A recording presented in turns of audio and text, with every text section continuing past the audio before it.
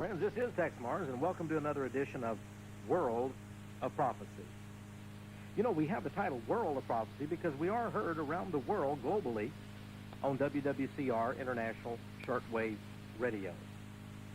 And I appreciate the correspondence that we received, the personal letters, and I know many of you are getting a great blessing from this radio program. We appreciate your support. I want to also let my good friends out there in the radio world know that my new book, Big Sister, is watching you. Got to say a quick point going out to everyone out there.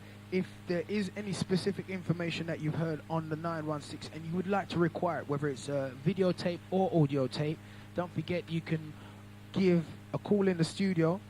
Studio number is 07977884840. Once again, 07977884840. That's the number to get you through while the tape's rolling. Any specific questions or points you want to put across to me, or I can jot down to put across to whoever on the Genesis camp, because, you know, we're all responsible for what takes place. So we've got to make the effort, okay? Back inside. Correspondence that we received, the personal letters, and I know many of you are getting a great blessing from this radio program. We appreciate your support. I want to also let my good friends out there in the radio world know that my new book, Big Sister, is watching you. The true story of Hillary Clinton and the feminazis who are now running the president of the United States as well as this nation is doing very, very well. God is blessing the sales of that book, and it's, I suppose it could turn out to be one of the biggest selling books that I've had, at least from early indications. And of course, a book doesn't have to be a bestseller to do what God wants it to do in the world.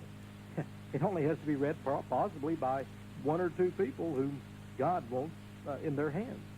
But nevertheless, we see that Big Sister is watching you is doing very well, and already we've distributed, I don't know how many tens of thousands of copies, just getting really out now into bookstores and among distributors. Some of the other Christian ministries and patriotic organizations are offering the book.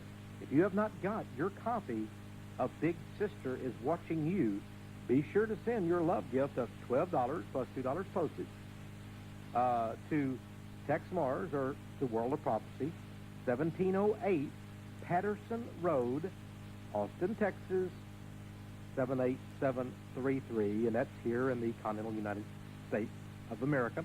And you can call us always toll-free, 1-800-234-9673. Now, as you know, we've been having some tremendous interviews with folks over the last few weeks. But tonight's interview, I'll tell you, I'm excited about it myself. This man is a good friend of mine. He's a true American patriot, a Christian. He's written a bestseller book, too. It's a book I have. I've read it. And I'll tell you, it's a thick book. But don't let the size deter you, because there's a lot of fascinating information in it. The title of the book is Behold a Pale Horse. I want to repeat that. Behold a Pale Horse. Well, I suggest to you that has something to do with Bible prophecy, and we're going to ask the author of the book exactly what the meaning is of that very cryptic title of his book. He's a former U.S. Naval Intelligence Officer. He has an international shortwave radio program of his own, and I'm going to have him tell you how you can listen to his shortwave radio program, too. He has many fascinating programs on it, and I think you'll be blessed by it as well. His name, William Cooper, and I just call him Bill. Bill, welcome to World of Prophecy. Thank you, Tex. It's a pleasure to be with you. You know this book, Behold a Pale Horse. Tell us a little bit about that. Why, first of all, did you title the book by that very mysterious title? And then, why did you write this book? Well, it's a long story, and it began years ago when I was a young man in the United States Navy, attached to the Office of Naval Intelligence, and at one point was a member of the briefing team of Admiral Bernard Clary, who at that time was the Commander-in-Chief of the United States Pacific Fleet. And during my stint at that duty station, I got to see a lot of top secret, special, categorized documents and messages and information that most people would never dream of, much less ever see in their life. And what it told me was that the public, the American public, are rarely, if ever, told the truth. That the National Security Act of 1947 was really created to empower the United Nations Treaty and the UN Participation Act and hasten the dissolution of sovereign nation states and bring about a one-world totalitarian socialist government. That's why the Disarmament Agency was created during that period of time also. And when I began to read these things and understand what it was that I was reading, I mean, I was really young at that time and was totally unprepared for that. I'd been reared in a military family. My father was an Air Force colonel, a command pilot.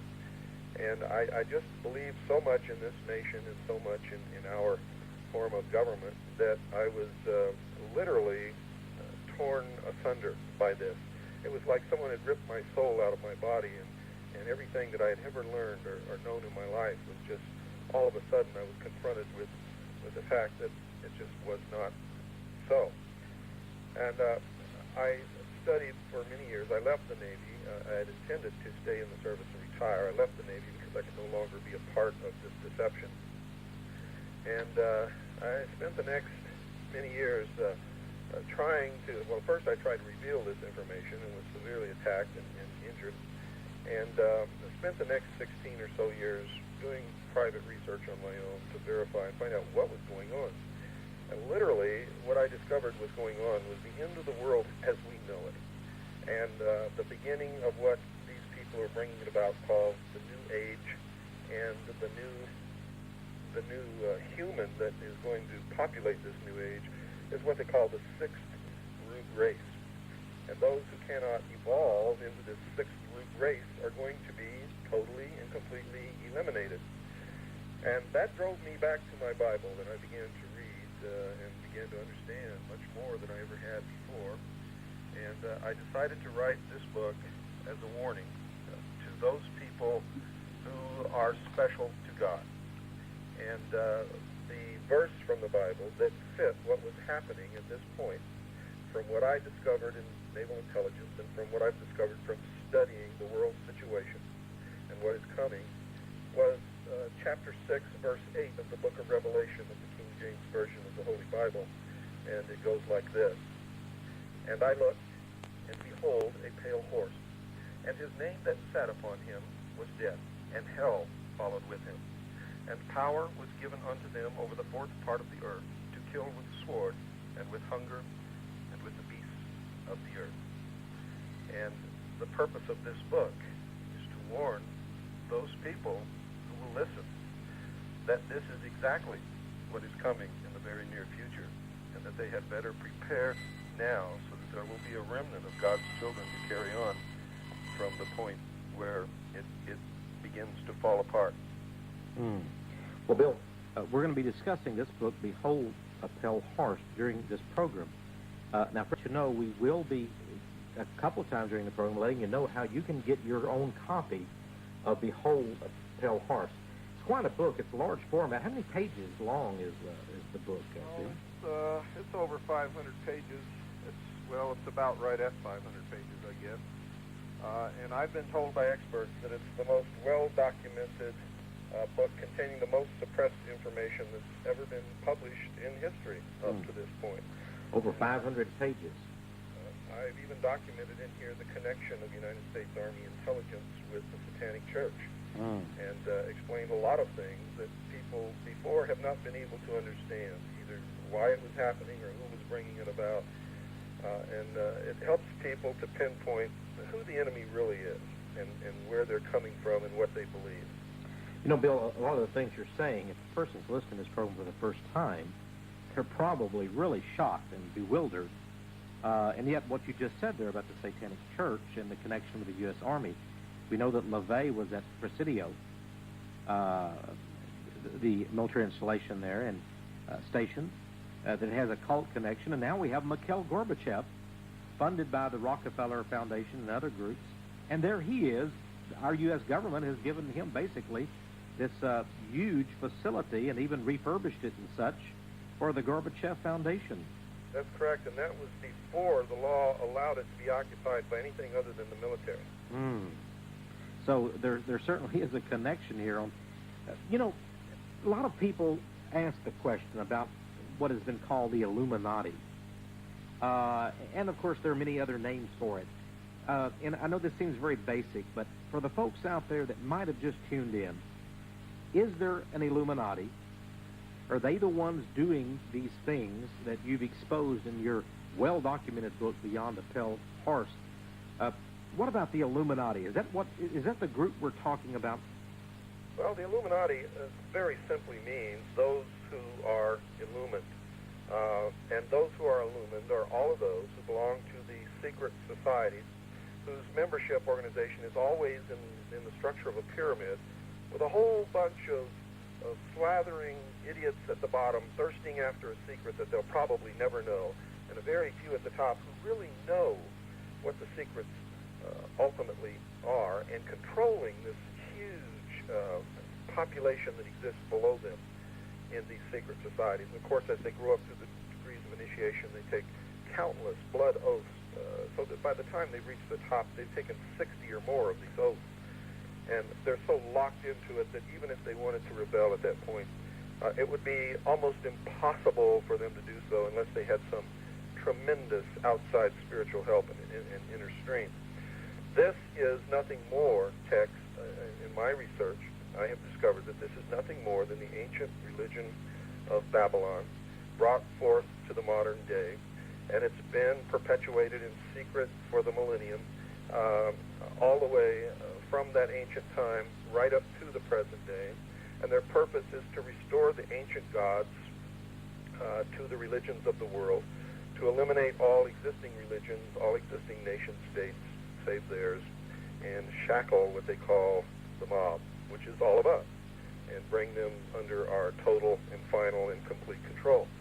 The basic philosophy that underlies this religion is simply this, and to them this is a metaphor, nothing else. While it may mean an awful lot to you and to me and to many other people out there, to them it is a metaphor. And basically what they believe is that man was held prisoner in the Garden of Eden by an unjust, vindictive, terrible, jealous God named Jehovah or Adonai, and that man was set free from the bonds or the chains of ignorance by Lucifer through his agent Satan with the gift of intellect or primordial knowing.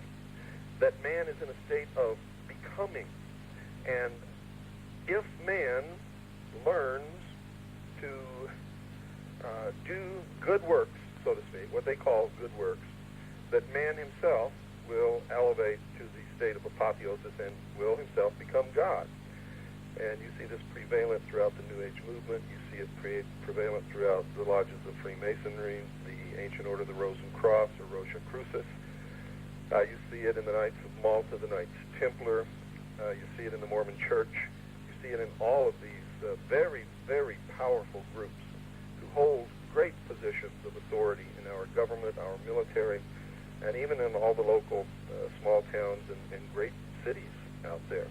And I have to say, at this moment, they are very firmly in charge, and they are propelling us toward their dream of the New Age. You know, you mentioned the Mormon Church, and you and I would know then that Joseph Smith was a Mason, and many of the rituals of the Mormon Church are based on Freemasonry.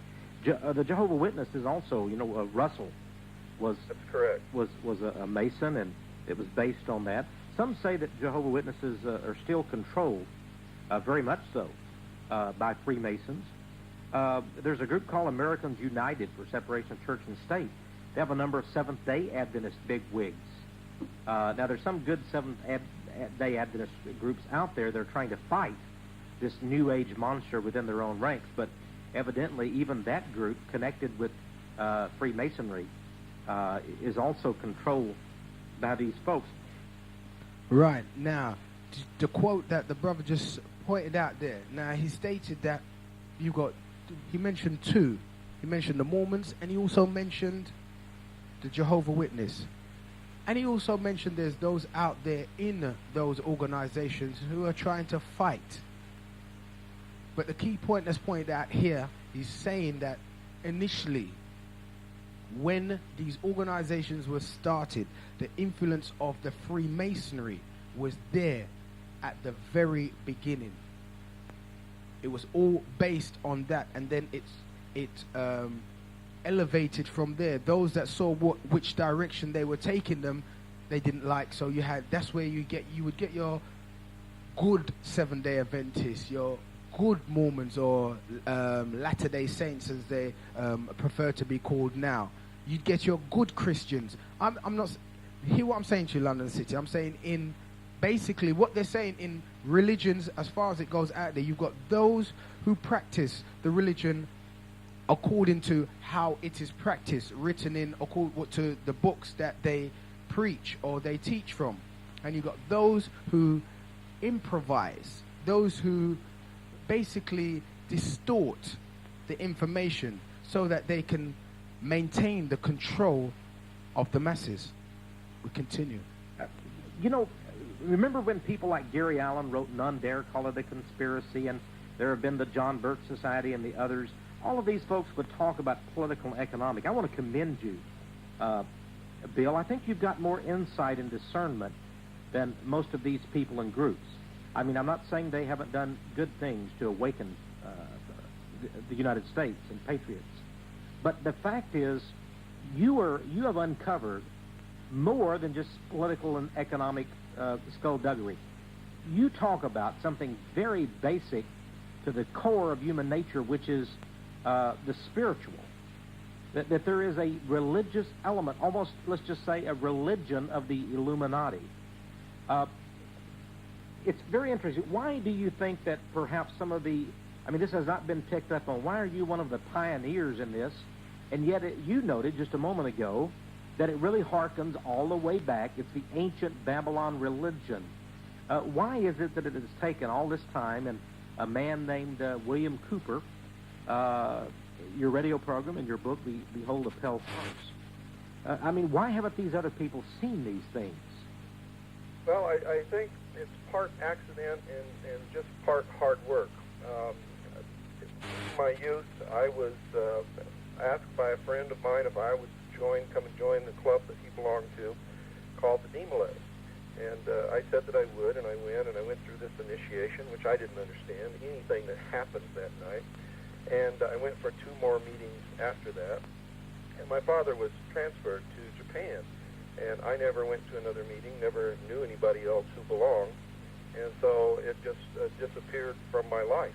And I'm very lucky, knowing what I know now, that it did, because I could have become one of them very easily.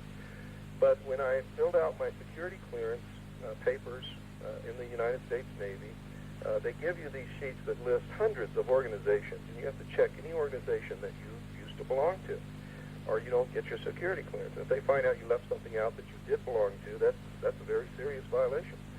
So I looked all over for Demolay. I couldn't find it, but I knew that Demolay was the boys' organization for Freemasonry, so I checked Freemasonry.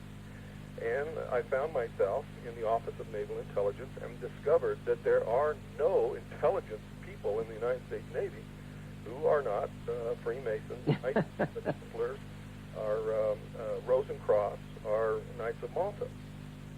When I discovered this, along with everything else I discovered, I thought it was very strange, but I didn't attach anything to it until later in my life, when I began to really do some serious research into the heart and core of this. And I sat down one day and I said, this is absolutely possible. No conspiracy can exist because it could not have been kept so secret for so long. So whatever is happening has to be happening by accident, unless it's some kind of a religion that I don't know about. So I began to look into the various religions, and lo and behold, I found there is a religion that I was not aware of, and it's the religion that I've already described. What keeps it secret are these tremendous layers of degrees of initiation. Nobody really knows anything until they get to the top. And along the way, they take so many oaths, that, and they're all blood oaths, that they agree to be murdered ritually if they reveal any of the secrets. And this is how they've been able to keep this secret, through indoctrination of these men and women throughout their life, through belonging to these secret organizations, going up to the degrees of initiation, to where eventually some of them learn what it's really all about and learn to control the others below them. And that's the way they've kept it secret. And in these oaths, they have to swear to help their brothers in the order, come to their aid at any time, give them preference in any kind of interview or business dealings or what have you. And so they've been able to infiltrate people into key positions in government, in the military, in religious organizations, churches, Protestant churches, the Catholic Church, in city government, in state government. And of course, when they get in these positions and openings become available below them, they are filled with their brother lodge members. And this is how they have slowly but surely taken over this country and other countries and are eating us away from within. The enemy is not without. The enemy is within. In fact, the enemy is within each and every man, if you understand that. Well, you know, I have an article here from the New Age. As you know, that's from the Spring Council 33rd Degree Scottish Rite of Freemasonry. Until very recently, you know, they changed the name now to Scottish Rite Journal. I guess folks like Bill Cooper and Texe Marrs were exposing the New Age, and they said we better change the name of our publication. It became very embarrassing to them, as a matter of fact. Yes. Way back in September 1950, an article entitled God's Plan in America. And it states here that God's plan, this is right out of the New Age magazine of the largest Masonic group in America. It says, Bill, God's plan is dedicated to the unification of all races, religions, and creeds. It says this plan is dedicated also to the new order of things. It is to make all things new, a new nation, a new race, a new civilization, and a new religion, a non-sectarian religion that has already been recognized and called a religion of the great light. One of the things that, you know, the Masons use is this term non-sectarian. What does that mean? Well, non-sectarian means that there is no dogma. There is no one who will be turned away from their lodge if you knock on the door and say you are looking for the light or the illumination. To join, you must believe in a deity. But your deity doesn't have to have any name, nor do they ask you the name of your deity. And as you are slowly indoctrinated into their philosophy and go up through the degrees of initiation and you learn more and more of the occult teachings, your deity, when you first joined, may have been Jehovah or Adonai, or it may have been Allah.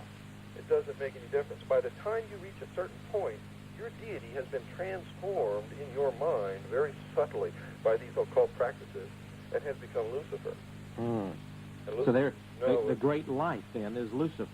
Pardon? The great light, then, is Lucifer. That is correct. It says here, the guiding hand of providence has chosen the Nordic people to bring in and unfold a new order of the world. And Bill, it goes on in this article. Now, again, this is an article by C. William Smith, God's Plan in America, the New Age magazine, September 1950. Okay. Got to send a shout going out to Juno over there in the West London, also Jeffany in the West London as well.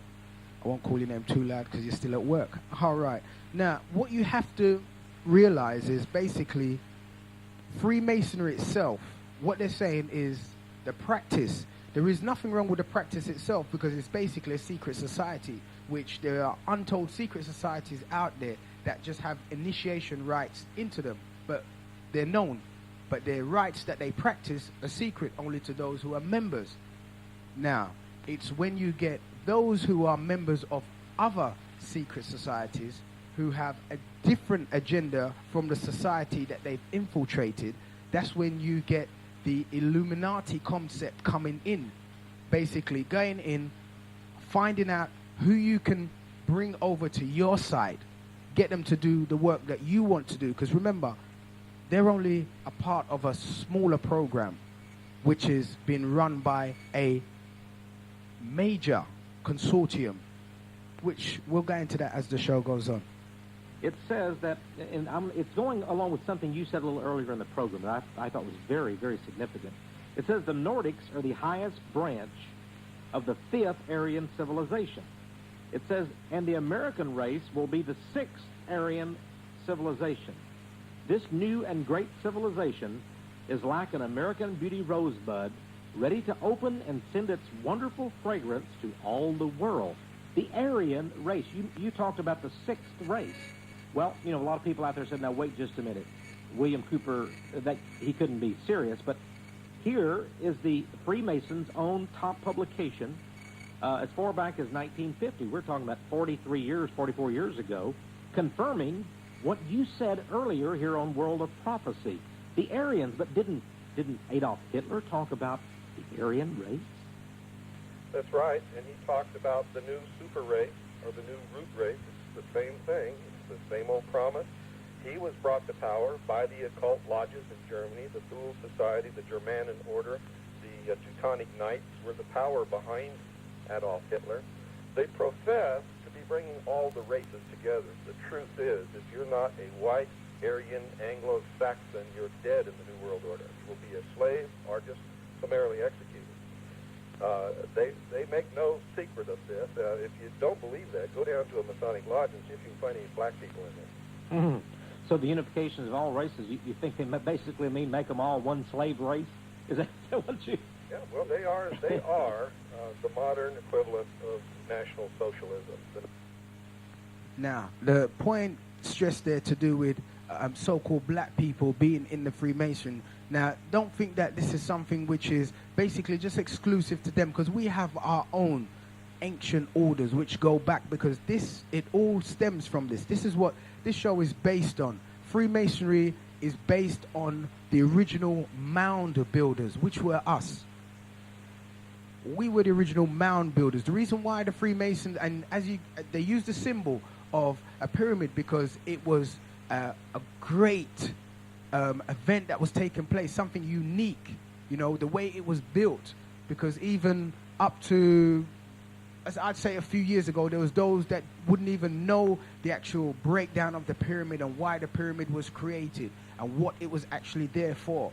But as you listen to Genesis, you'll find out all the information. We go across the board. We try to cover everything which is basically there for you, the people out there, because we don't want you to walk and follow. Because you've got those out there who are followers, and you've got those out there who are leaders. Now, if you take something that I offer you on this station, on my show, and you go out there and you do something with that information, and that information helps you progress up that ladder, then my job's done. Nazi Party. Well, of course, some people now are beginning to wake up to the fact that maybe Bill Clinton is and Hillary could have some Nazi fascist intentions. Do you think that's possible? Without any doubt. Have you found the connection of Bill Clinton with this group of men that you're exposing? Oh yes. There was a man in England by the name of Cecil Rhodes. Now, Cecil Rhodes is the man that Rhodesia is named after, and he is the man who established the diamond mines in South Africa, and for so many years enslaved the South African people. And he wrote one will where he wanted to establish a secret society and leave all his money to that secret society to bring about a one-world government which would be led or ruled by the English or the Anglo race. Now, he eventually changed his will 2 or 3 times. What he ultimately did was left his money to the Rothschild family. The Rothschild family established a society called the Round Table Group, which became in England the Royal Institute of International Affairs, which is also known as Chatham House, which is the private club for British intelligence, MI6 and MI5. The Royal Institute of International Affairs established a small round table group in New York City, which for many years just met on Saturday nights in a hotel and had dinner together and discussed things. And then, I believe it was in 1919, they came together formally and formed the Council on Foreign Relations in the United States, which then began to form small businessmen's roundtable groups in cities throughout the United States. And our State Department, for, over 50 years, has recruited their bureaucrats, their personnel, their ambassadors, All of the people who run the State Department have come directly from the Council on Foreign Relations. In 1972, because the nation was so upset with the Vietnam War, and the policy makers who created the Vietnam War had come from the Council on Foreign Relations, they decided to create a sister group to take some of the heat off of them, and they created what's known today as the Trilateral Commission, which is an organization, publicly they state that they're devoted to bringing together in open trade the Far East, Europe, and North America. And of course, in their literature, in their writings, they make no secret of the fact that their real goal is the destruction of the sovereignty of all nations and the formation of a one-world government. And that's the Council on Foreign Relations and the Trilateral Commission. Anyone can write to them and get their literature. Well, you know, Allen Dulles was a member of the CFR and then the CIA, and he was a Skull and Bonesman, and then he was later on the Warren Commission. The Skull and Bones Society, the Bilderbergers, the CFR, the Trilateral Commission, the groups that you're talking about, the Rosicrucians, Freemasonry, are they really, I mean, are we talking about, do they all come together at some intersection? At the top, they are all exactly the same organization. At the bottom, they appear to be different, and at times, and on certain issues, apparently appear to oppose each other. And they use this very, very effectively. It is the old Hegelian dialectic of political conflict resolutions, where they want a solution, they want something to happen. So they look around and they create a problem, the solution to which is what they wanted to happen in the first place. Now, listen on that note. Listen carefully to what he's saying. Basically, this is how it works. Things are done in reverse. They've got the solution, so they create the problem. So when the problem arises, we've got the solution. It's simple, but so effective that you would tend to pass it by and not even acknowledge it. I have to emphasize on the point where he says, to, you know, if you go down to a lodge to see if you see any black people, that's incorrect information. I mean, I'm not going to let this tape roll through if there, you know, there's information on there which you have to go out and do the research for yourself anyway. But as far as the point to do with that there is no black people, there are untold black people in Freemasonry, and they are known as Master Masons or Elder Masons. Not exclusively to them, but I'm just showing you that they are there. And what we'll do is, as we go through the tape, what I'll do is I'll give you another breakdown, because it's been so long since the first part of the show, how the 33 steps of Masonry, the different sides, the York rites and the Scottish rites. But we're rolling. This next piece that's coming up, I want you to listen keenly. Listen very keenly. They create this tremendous conflict between two opposing forces, which creates a synthesis which results in the solution that they wanted. And the result in the public's mind is that all this came about by accident, or else it came about because the public needed it or wanted it as the solution to some problem. For instance, one of these people who was trying to prove that Freemasonry could have no part in any plot to control the world used as an example Mexico. And the two parties in Mexico that are always the strongest parties vying against each other for public office in Mexico, one party is controlled by the Scottish Rite of Freemasonry, the other by the York Rite. So he's using this. He's saying, you see, they're fighting against each other for power in Mexico. Therefore, they could not possibly be in control. It just depends upon which one wins the election. Well, the truth is, that's just the biggest bunch of BS that's ever gone down the pike, because the truth is, no matter who wins the election, Freemasons won. Well, Bill, I'll tell you what, we're going to have to go for a break now. When we come back, I want to see what you have to say about the Democrats and the Republicans right here in America. I mean, do we possibly have the same situation? And friends, get you out a pencil and a pen and some paper. We're going to tell you how to get a copy of Behold the Pale Horse. We're going to be discussing UFOs and a lot more on the other side of this announcement. So stay with us. I'm Texe Marrs. This is World of Prophecy. My special guest, William Cooper.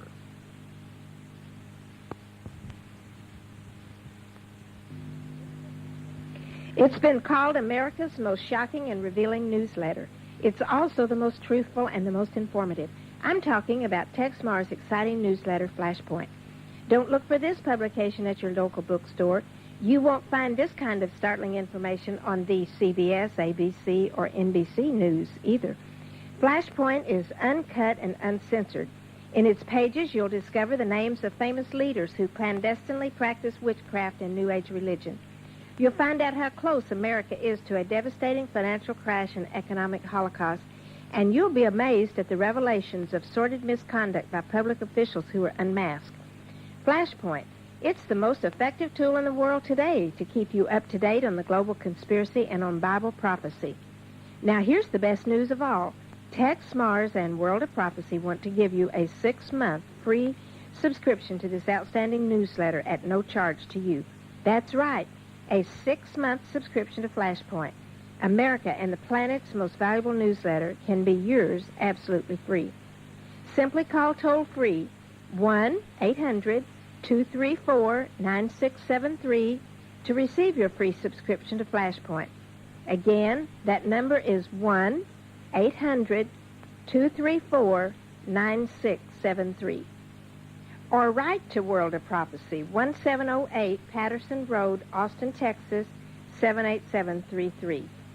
Flashpoint. It contains facts and information that will be priceless to you, and it's free.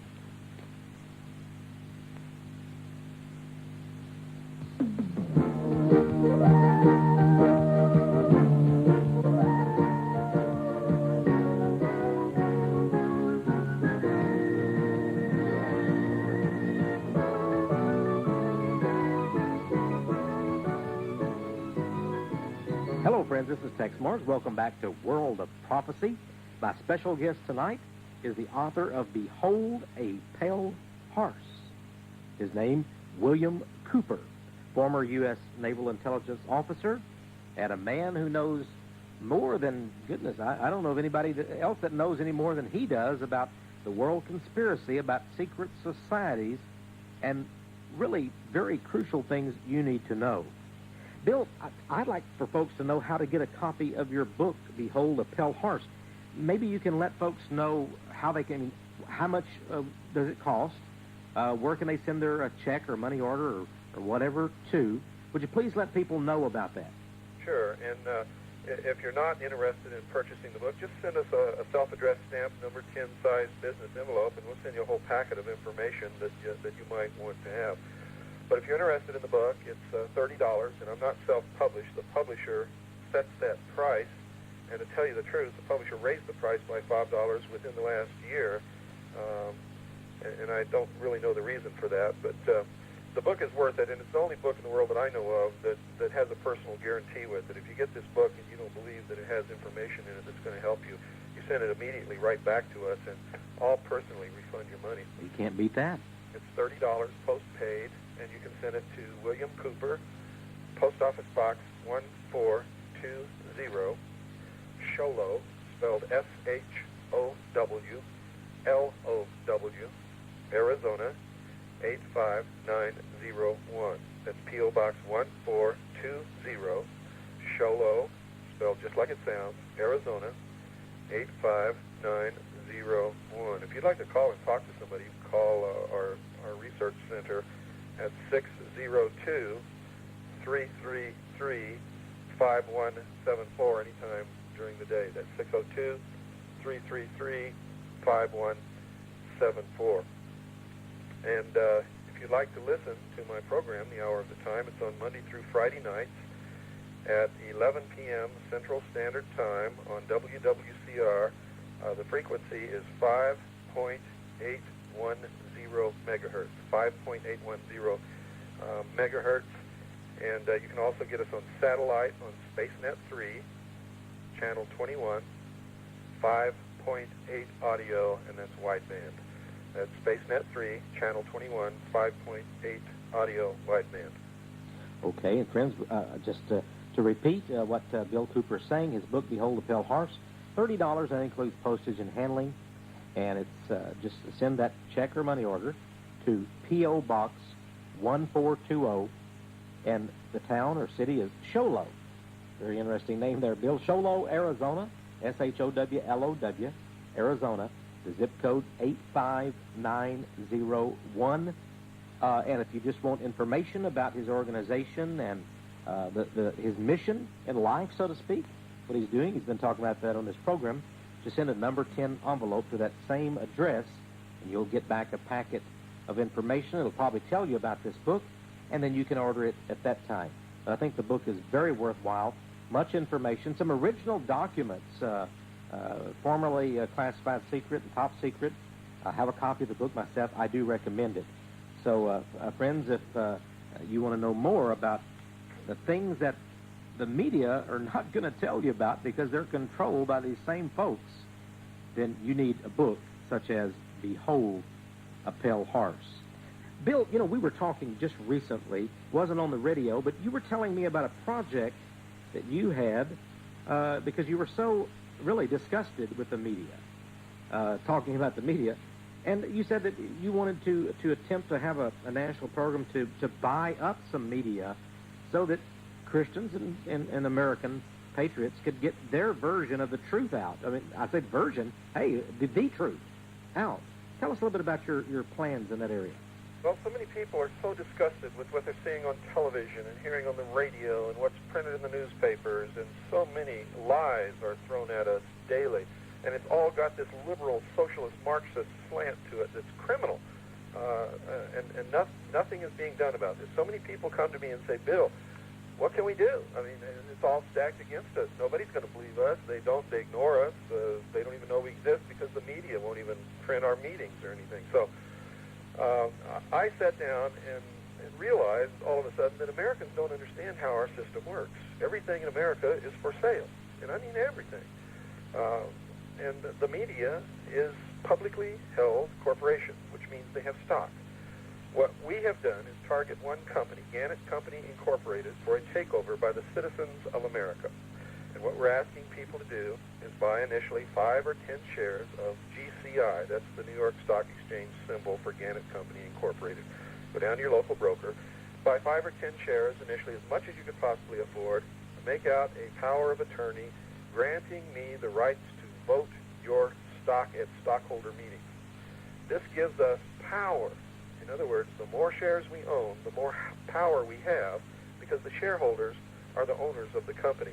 Once we gain ownership, our proxy votes of 51% of the voting stock, and it's all voting stock, we literally own the company and can dictate what that company does. And that's exactly what we intend to do. We intend to get back to the principles and ideals upon which this country was based. We want to get back to objective journalism and not this liberal socialist slant that everything has on it, where reporters go out and do what they're supposed to do, report the facts and let the reader make up their own mind about what those facts mean, and so on and so forth. Gannett owns over 150 newspapers in this country, including USA Today. They own 15 television stations and just bought 4 or 5 more, and 17 AM and FM radio stations, and they're the largest owner of outdoor billboard advertising space in the country. So if we can do this and set an example to other citizens in this country, we could end up with a powerful groundswell movement. We could literally buy the media and take back this country. It is what the media gives to the people that causes them to think and do the things that they think and do today, and not vice versa. The media is not reflecting society as we know it. It is creating the society of the future. And we all know that the society they're creating is not the one that we want. So I would ask that all of you please help. And if you want more information before you go buy stock, send us that number 10 self-addressed stamped envelope, and we'll send it to you. If you want to get right on board real quick, go right down and buy your stock and make out your program so that you continue to buy stock every month or every 2 months, 1 or 2 shares, whatever you can afford, and let's take this country back. You know, of course, what you're suggesting here is sort of fascinating because the owner of the stock still has the stock, they still get the dividend or whatever. And, That's right. And if the stock grows, it's theirs. So they're not losing anything financially. That's right. And if you only own 5 or 10 or 50 or even a couple of hundred shares of Gannett, GCI on the stock exchange is their symbol, then what you're saying, they give you, William Cooper, the proxy, to exercise their vote at stock meetings, but they still have the stock and all. So you're not asking for any money. No. You're really asking for the paper rights to bring a more unbiased view. As we were talking, it hit me that many American corporations are actually controlled by just 3 or 4%, because stock is so dispersed that if you gain just a small percentage of the total outstanding shares of a company, you can basically control that company. Sometimes that's true. We believe that there are a lot of stockholders who already own stock in that company who, once they have received communication from us and understand what we're doing, will probably give us their proxies right off the bat. So already, let me tell you some good news. Just before I went to San Francisco, which was last weekend, to speak at the Dunphy Hotel, we counted up the proxies that we'd already had, and we only began a little over 2 weeks ago, about 3 weeks ago, I guess. We already had 173,000 proxy votes assigned to us. Goodness. Means that we have Americans out there who own 173,000 shares of Gannett Company Incorporated who didn't own it before. That's going to make a big impact. People will sit up and take some notice. You can go out and demonstrate on the streets, and that can be powerful, but, the pen is mightier than the sword. Well, I'll tell you what.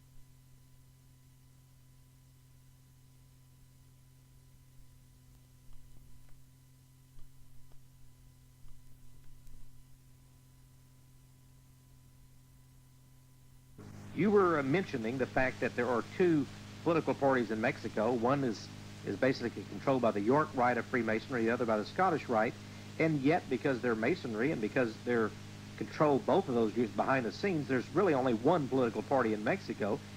And I was asking the question about our venerable Democrats and Republicans here in the United States, Bill. Well, the same situation exists here. You'll find that the higher echelons of both parties are members of the Council on Foreign Relations, the Trilateral Commission, and in most instances are also Freemasons, member of the Rose Cross, Knights Templar, or Knights of Malta. So, it's exactly the same situation. We don't get to select the candidates. And the problem with elections in this country is we think that we're voting for the best man. The truth is, whoever we elect is their man. They select the candidates, and the candidates are presented to us as a choice. The truth is, it doesn't make any difference which choice we take. So many people were so enamored with Ronald Reagan, but look what he did.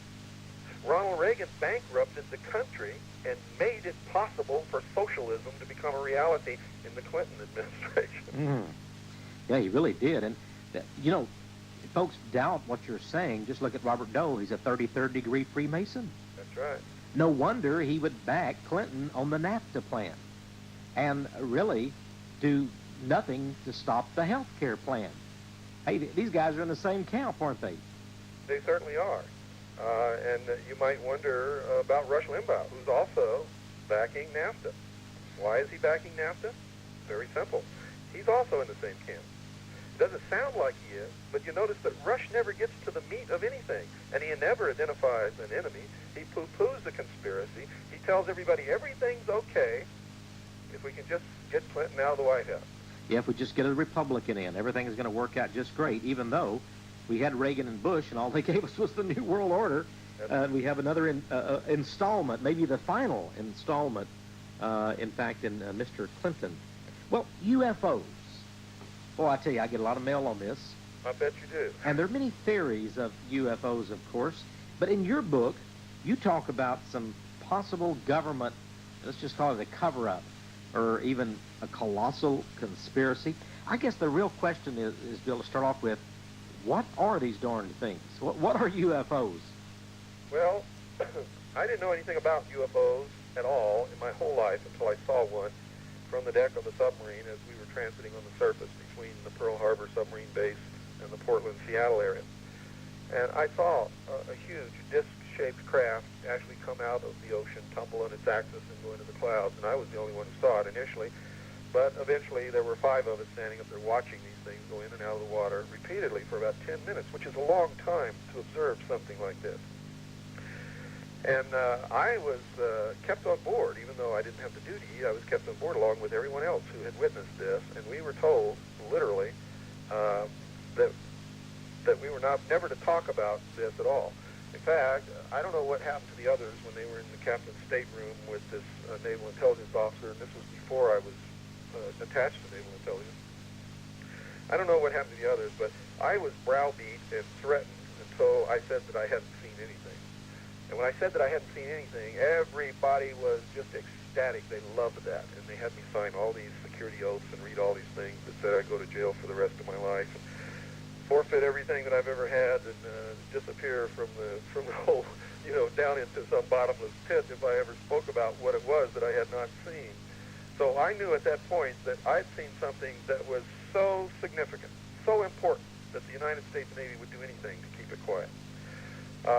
Later, when I was attached to the Office of Naval Intelligence, I began to see top-secret documents concerning UFO reports, sightings by naval vessels and naval shore installations and naval pilots, and all kinds of things that told me that whatever UFOs are, the United States Navy and the United States government know exactly what they are and are keeping it quiet. I saw documents that purported that they were extraterrestrial in origin, which I've come to doubt now. I think that many of us who saw this information were given disinformation mixed with truth in order so that we would never be able to go out and tell the public the real truth of it. And I've really been so angry with being used in that manner. But there is no doubt the government knows their origin. They know what they're up to. They know everything about them, and they don't want anybody else to know. And there's several possibilities, and there are 2 main ones. One is that it's extraterrestrial in origin.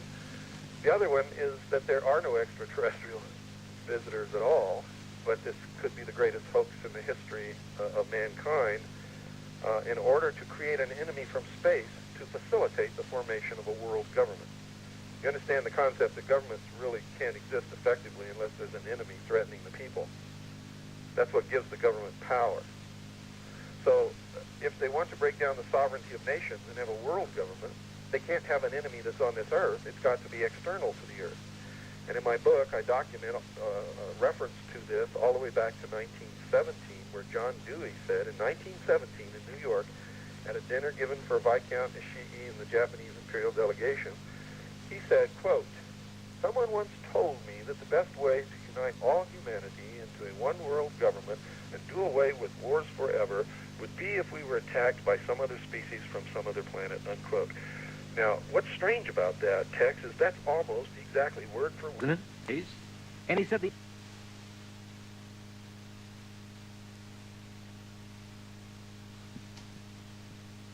Okay, London City, just inside the place, kicking back, talking to the hunters.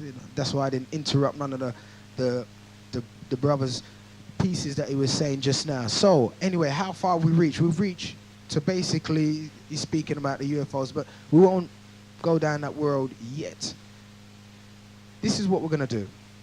He's talking about the Freemasonry, the Illuminati, basically, and what they are about, what they consist of, what they are into, what they know about, what they get you to think until they bring you in, and the more higher up you get to find out their original agenda and what they're actually about. Like I pointed out, I was going to give you the breakdown of the actual stages, the steps a Mason goes through, which is 33. You enter as an apprentice, entered apprentice, the Blue Lodge, followed by the second stage, which is a fellow craft.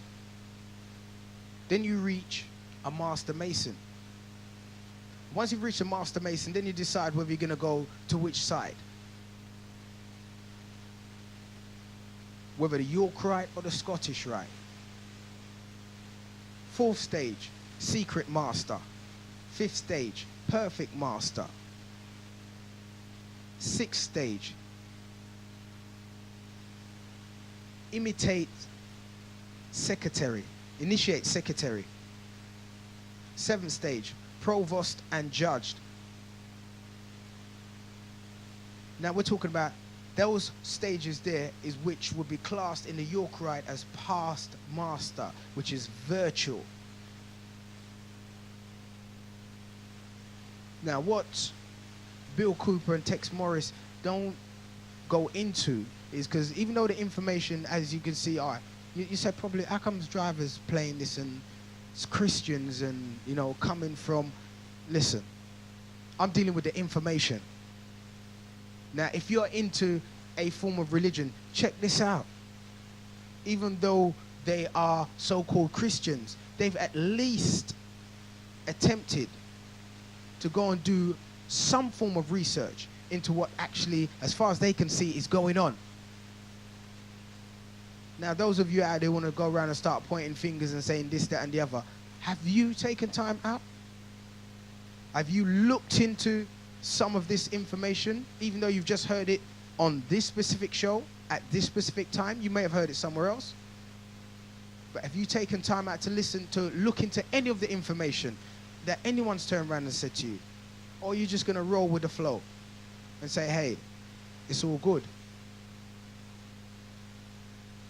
8th stage, Intendant of the Building. 9th stage, Illu of 9.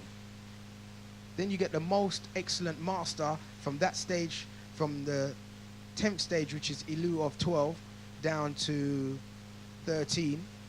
In between you've got Illu of 15, which is 11, 12, which is Master Architect, 13, which is the Royal Arch of Solomon. Then you go into the Royal Arch Mason, which is 14, the Perfect Illu. And then we move down into the Rose and Cross section. Knights of the East, Prince of Jerusalem, Knights of the West, Knights of the Rose and Cross. That section will be classed as the Royal Masters or the Select Masters. We're going to take a quick break. When I say break, I mean as in a jingle. So just kick back, max, and relax, because this is the Genesis 916. You're in tune to the educational program. My name's The Driver.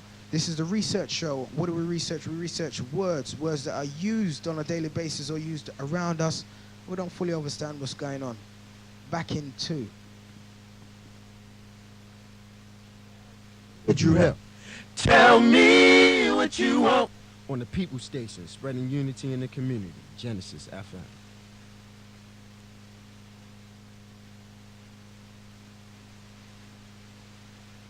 What you have? Tell me what you want. On the People Station, spreading unity in the community. Genesis FM. Okay. Where was I?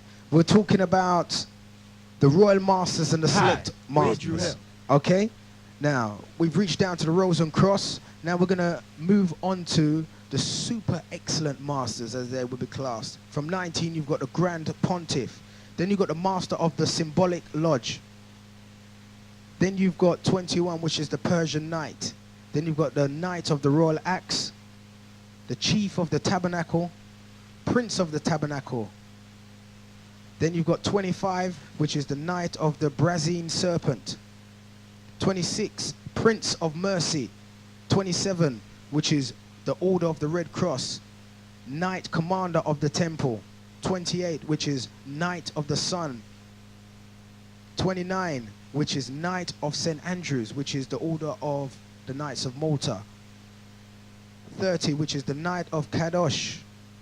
Then you've got the Order of the Knights, the Templar Commandery, which is the 31, Inspector Inquisitor. Then you've got 32, which is the Master of the Royal Secret. And then you've got 33, which is active or honorary. Okay, the Knights, like I pointed out before, just simply means Kings of the Knights. That's all it is. Just simply means Kings of the Knights. Okay, we're going to flip over and we're going to continue with the show. Any questions? In the meantime, 07977884840. Also, if you're interested in more information, you can give me a call in the studio and I can give you a number where you can get that. Okay? All right. Listen up. We're rolling. Someone once told me that the best way to unite all humanity into a one-world government and do away with wars forever would be if we were attacked by some other species from some other planet, unquote. Now, what's strange about that, Tex, is that's almost exactly word for word the same statement that Ronald Reagan made in 6 speeches during his administration. Well, at the United Nations, one of them, wasn't it? Yes. At the United Nations, Reagan talked about UFOs being basically the condition that that possibly could exist to unite all the nations of the world as one in a common foe. Now, that's fascinating. I didn't know they had given 6 speeches at one time or another. Well, you remember H.G. Wells' War of the Worlds?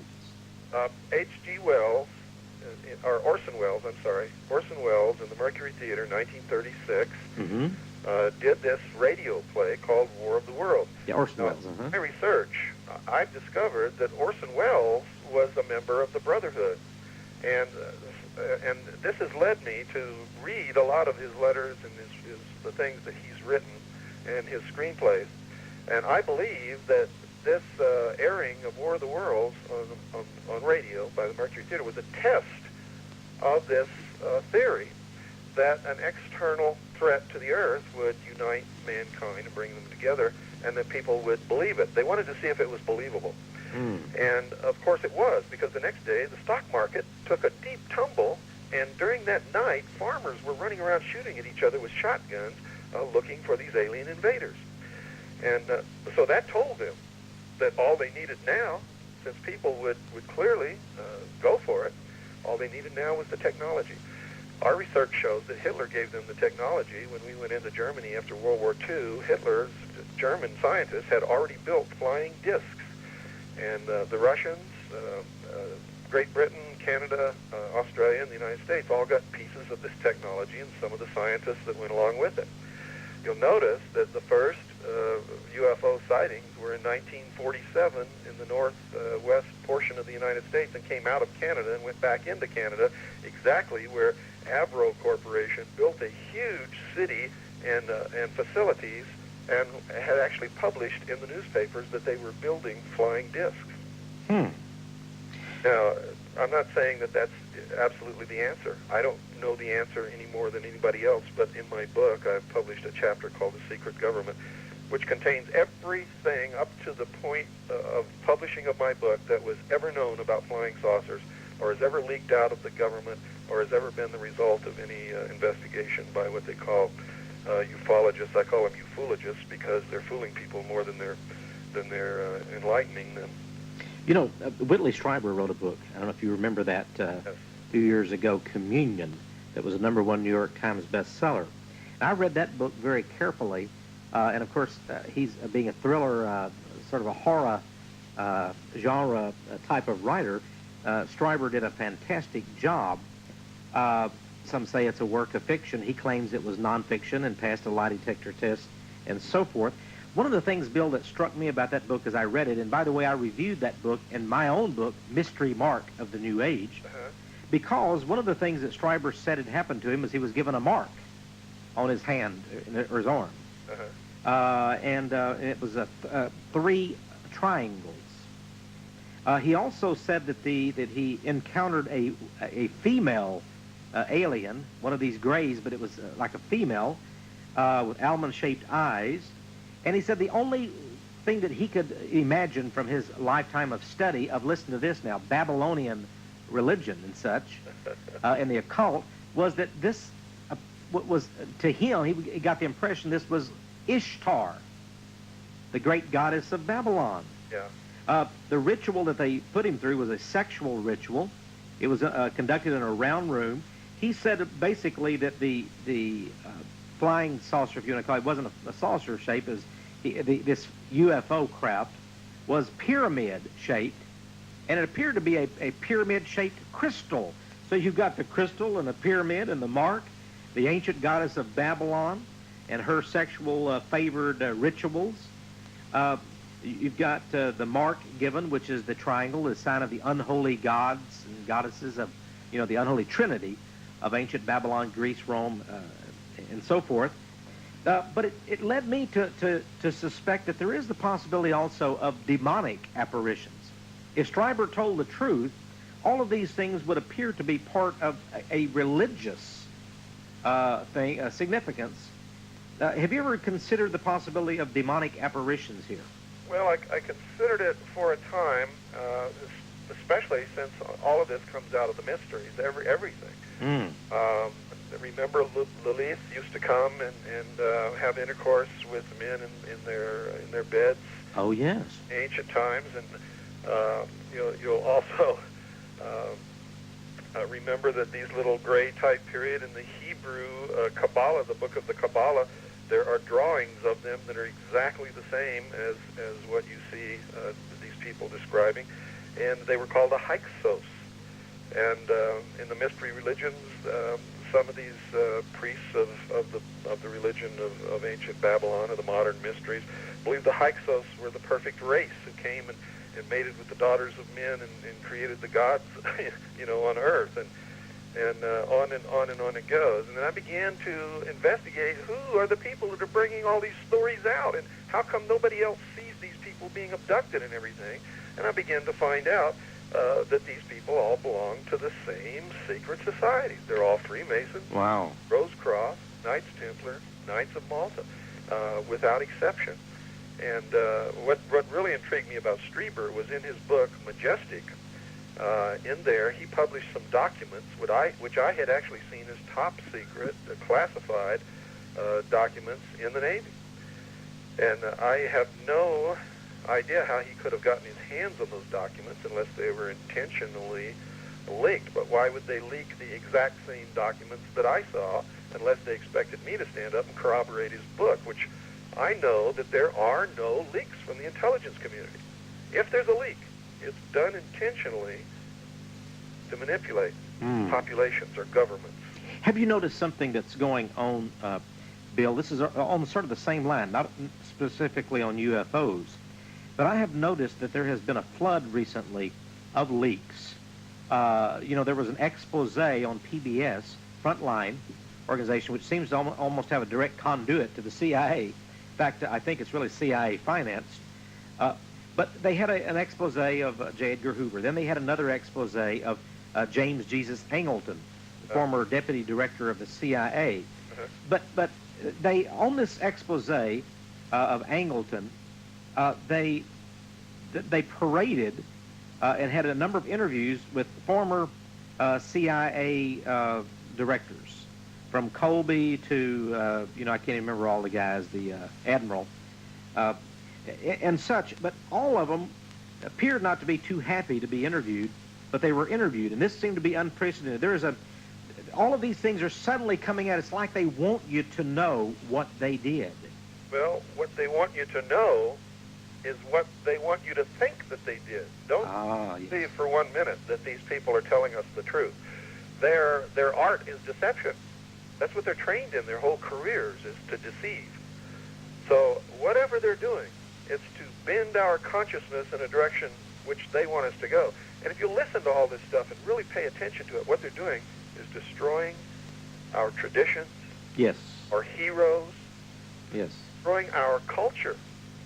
Absolutely. Giving us absolutely security. They're telling us that the United States really isn't anything that we thought it was. They're telling us that our government, our constitutional government, doesn't work. They're making us open the door to something else. Boy, Bill, I tell you what, something else is going to be the one world government, which is going to promise to save us from all of this stuff. Bill, we've run out of time here, and I'll tell you what, leaving on that note, we're going to have to do another program on this very soon, because that's an astonishing thing, but I think you're absolutely on target. Friends, the book is Behold a Pale Horse. The author is William Cooper. You can get the book by sending your love gift of $30 to P.O. Box 1420, Show Low, Arizona 85901, or you can call here in the U.S.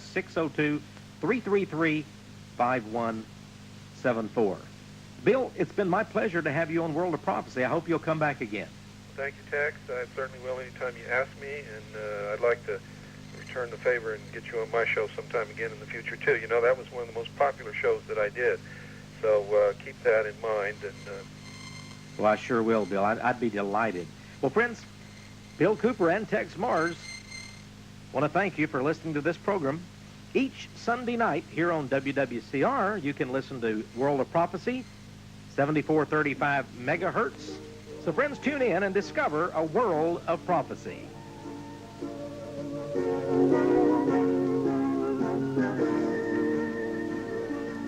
You've been listening to World of Prophecy with your host, Texe Marrs. Hello and welcome to Radioland Boxing with Genesis FM, the undisputed champ.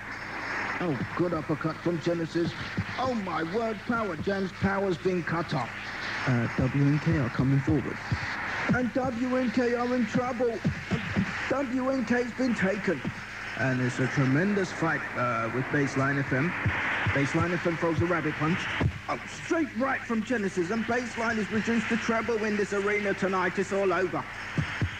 There's a lot of punching in that corner. Paradise is putting up a fight. Paradise is in misery. Paradise has been taken. It's absolutely amazing. Genesis getting in on the inside with the fast punches, and what a left hook from Genesis, and Galaxy's in a black hole at the moment. Oh, that's a straight driving, jabbing, kisses mouth and kisses out. Absolutely great body shots from Genesis. Oh my word, choice is no choice. The corner's thrown in the tower. What a disaster. Punishing headshots from Genesis. Oh, Skyline needs a helpline. What a beating. Oh, the power of that Genesis jab. And Irie FM doesn't feel so Irie now. They're out. Thumping right hook, and Lightning's blown a fuse. They've been taken. Vibes doing that alley shuffle. Vibes in all sorts of problems now.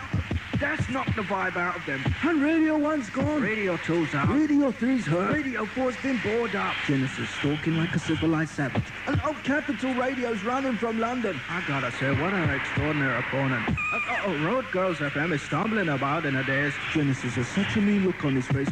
Great one to Rock said is rocking violently from that jab. Call the doctor. It's all over. Genesis Radio, the undisputed #1 champ. So much energy, they just don't know when to stop. We're there. We're up apart. We're up apart. We're the champs. Okay. Right, now what did you think of that? London City, some information there. Like, once again, I've got to point out, even though it was coming from basically a Christian organization, the facts still remain the same. A, there's information there which you can go out and research and look into. B, which I think is most important, is that they took time out. Even though all of what they're saying is correct or can be added on or improvised on, still the effort was made. Now, because the show was the part one was such a long time ago, what I'm going to do is just do a quick recap. Basically, Freemasonry itself, which has got nothing to do with what I'm saying to do with, we're talking about the Illuminati, which is something higher. Freemasonry is just, basically, it's like a vessel, just like your body is, to get a job done. Those who are sincere, and those who have their own agenda. Like I said to you, it basically started from the original mound builders. But what you have to realize is, along the line, the concept, their ideas changed. They said, well, you know, we're doing things differently, because they were mixed up into, you know, a lot of spiritual worship. Like has been mentioned on Genesis before, you know, you got the Druids, the Elks, you know, those Europeans, those stone casters, you know, which, you know, just to add, is something that you will find was practiced. The casting of lots. So that's when you're talking about your sorcery. See, words you got to go out and look into. Find its origin, the etymology of these words and where these words are coming from. You know, Freemasonry basically began as a group of popes and vicars. Now, I know, like I pointed out before, there's a lot of, you know, from various denominations which might find that that's something they cannot accept. But as with every show, there's information that's going to be said on the airwaves which you're going to agree with and you're going to totally disagree with, and you're going to say, "Hear what? That's a load of rubbish. I don't even want to hear it." Well, we'll just let you know, this is one of the shows that you might say that's a lot of rubbish. So be prepared not to basically be insulted by some of the things that's going to be said. I am not talking to you specifically. I'm talking to those who need to know the information, the correct information, so they can decide for themselves. If you've already decided for yourself, then obviously you don't need to know this. Basically, a group of popes and vicars who are tired with living in corruption and did not like the order, got to emphasize these words, order of the establishment, also the religion. So what did they do? They decided they was going to separate from the church and come together and bring about what? A new world order. Because basically what you find is throughout centuries, it's always been the case of they've always tried to use those tyrants or those that wanted to rule the world. They always went for what? Brute force. Now basically we're finding an establishment which said, hey, they wanted to bring a new order, bring things differently, because they know out of chaos comes order. So if you create enough chaos and you got a solution like I pointed out before, then you can bring a certain new order to the world, which they themselves submitted to. Because they're going to be saying, hey, look at all of this that's taking place. We need a change. This has got to stop. All this killing, this robbery, this violence, murder, rape, child abuse. It's got to stop. We need a new world order. Now let's think about it. How much are you prepared to give up to be part of this new world order? Let me reiterate the question again. How much have you given up to be part of this new world order? Unwillingly, I may add, and willingly also.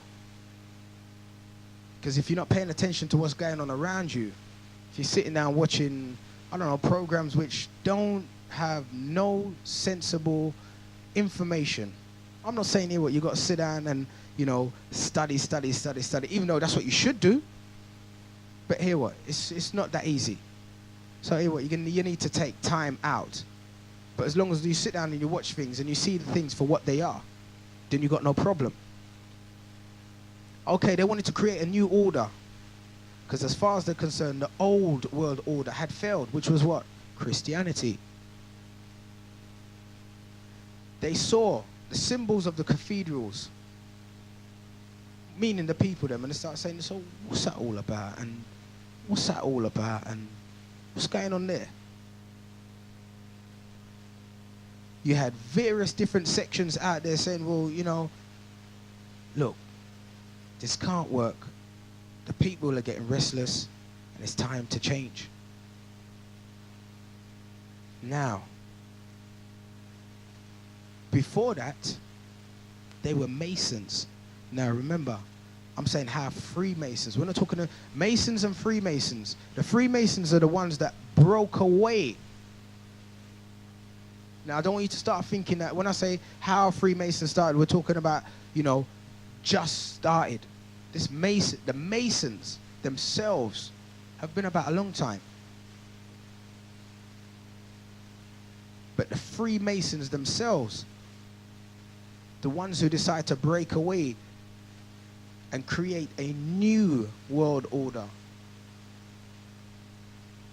so that they could basically control the masses in such a way where they will be so willing to participate in everything that they do. I mean, I was driving down the road the other day, and if you don't look up occasionally, you wouldn't know the amount of CCTV cameras are going up. There's a program, must have been last week or the week before, and basically they said if you're living within the London area, up to 300 times a day, you could be clocked on a closed circuit TV. Now, that doesn't just mean on the road itself, everywhere, shops, the whole thing. On average, about 300 times a day. Now, when we're saying living, we're talking living and working around in a specific area. You're out on an everyday basis doing what you're doing, which day means go to work 9 to 5, the whole thing. That may not bother some of you. But that in itself is, when you turn around, if you turn around now, you say you want to question that. It's a case, well, didn't you want that? Wasn't that what you was crying for? More protection. You want to feel safe in your community.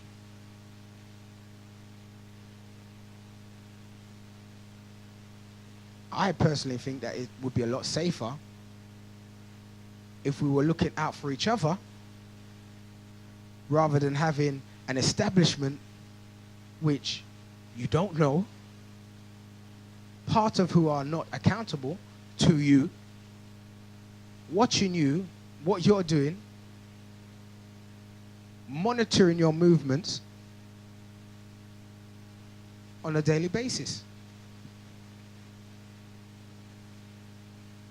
Now, basically, these Freemasons, obviously, when you break away and you form something, you've got to have your own symbols. So what they've done is they look towards the ancient Druids, which we basically overstood from mourning, also the Babylonian symbols. Now, we have to start looking into some of these symbols that's out there and what they represent. Don't look at something and just says, yeah, well, take it for what it is. Try to look behind it.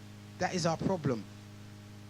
Like I was just saying to the brothers, someone says to you, what are you?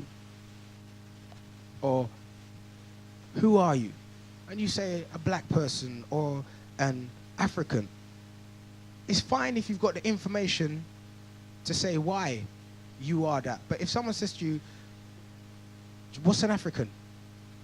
What does it actually mean?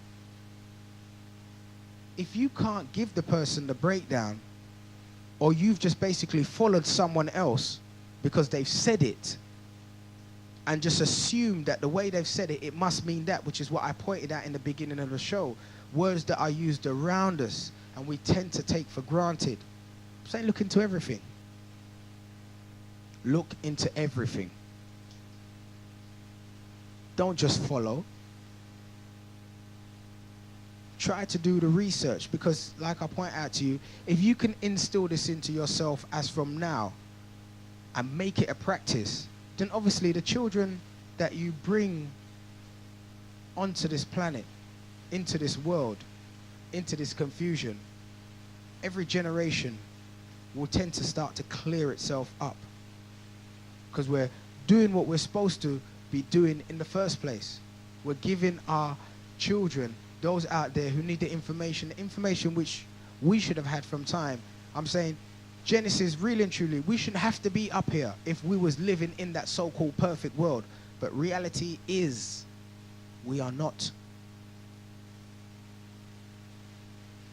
So what we have to do is to start saying, well, look here, well, I'm going to start to take control of what is actually being said to me, what has been entered into my mind, also what has been taught to my children. Because I mean, if I said to you that if you look into, all right, I'll give you something to do. Go and look into the Scouts, where their symbols stem from.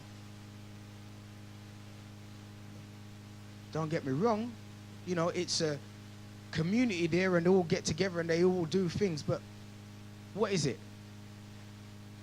It's like a potential breeding ground itself for those who are leading up, or quite like the handshakes and the signs and the symbols, because that's what it's all about. Handshakes, signs, symbols. Because remember, according to the definition of what Freemasonry is, basically, Freemasonry is a way of life.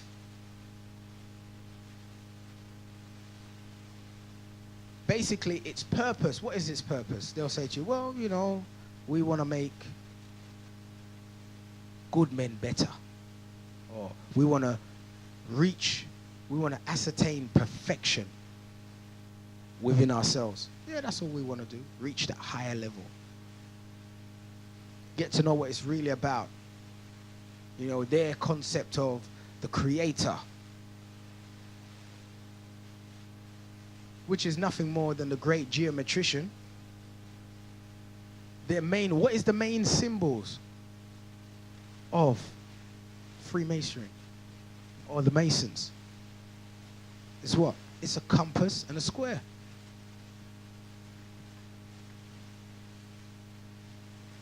What does a compass and a square represent? Perfection. Check it out. Perfection. Think about it. A compass or a circle and a square represents perfection. It's complete. 360 degrees. These things you have to look into. Numbers like the number 3. Look through, just try to go through, sit down and think about how many different symbols or things in life which they've tried to implement into our mind which have the number 3. I mean, we can start from the children going up. What did they teach you at school? 3 blind mice? That's right. Starts there. The number 3 itself is a powerful number, but represents more than that. It represents something higher. Because if you say you times 3 with itself, what do you get? You get 9, which is basically what we are, because on the tape he's talking about a sixth race, 6th Aryan race. I mean, what he's basically saying is 6 ether. 9 itself, there is no number, singular number higher than the number 9. Your life is governed by signs and symbols. You drive down the road. The traffic light says red. There's no cars to be seen nowhere. The light says red. You got to stop there till that light changes. Then you go. I'm not saying you should go out there and break the law. I'm just saying to you that it says to you, you are governed by signs and symbols. But if you went somewhere like Jamaica, I have to say Jamaica because I mean, that's like hardcore. You know, you're driving, all right, it's a red light. The roads are empty. Go through. It's all good. Police are kicking on the side. Say, yeah, it's no problem. The roads are clear. This is what I'm saying. You got a line that goes down the middle of the road that says, you got to stay in between these two lines here. That line on there is not for you. That part of the road, no. Don't go there. Even though it's going in the same direction that you're going. So what do? There's a long queue. And you're sitting down there. You're not blocking up no one, but you just want to get down the road there so you can go off. What do? You sit down in the car. Burn out whatever petrol you're burning out till you get down to the end of the road, because the traffic jams about, by the time you get down, it's like 10 minutes. So, you may think 10 minutes worth of, putting it in gear and moving a little bit forward and taking it out. It ain't nothing. All right, that's no problem. But you could have saved yourself that time if you really wanted to. If you have the control you proclaim to have over your life. Because check it out. You drive, say you go down that inside lane. You got people turning around and looking at you away. Because you done something that they were thinking about, but they didn't want to do. This is what it's all about. This is what the opening up, giving people the correct information, causing them to go out and research is all about. When you start to research, look into some of the things that you're being told, that you have told people yourself and not fully understood what you've told them, you'll find that people will start to look at you in a different way. You will no longer be the friend that, yeah, man, he's safe, It'll be, yeah, he's safe, but he's too deep, man. He's too real. How real can you get when the information that you're giving to the people is information which, if they open their eyes a little bit wider or made the effort to stop and look, they'd see it's real. You will get people turning around and saying things to you that will basically try to cause you to, as the phrase would be used, to raise the kundalini, the anger in you. But you're going to have to over that. You're going to have to overlook that. You're going to have to look past that. And be prepared to know when the onslaught comes and they say certain things. You can say, well, look, here what? Can you back up what you've just turned around and told me? Okay, well, if you can't, then, let's talk about something else that you can. Or let's just leave the conversation and we'll just say, peace, and I'm out of here. Because otherwise, what's going to happen is you're going to have people coming across other people, listening to someone turn around and say something, running down the road and telling somebody else, passing on non-sensible information. There are various groups out there that say, hey, all we want to do is just give people the correct information. They all say it. Every single one of them. Let's be real. Let's be real about this. They all say it. Somewhere along the line, they all say it. From, you've got the Christians, the Nation of Islam, you've got the HTM, you've got the Morris Science, you've got the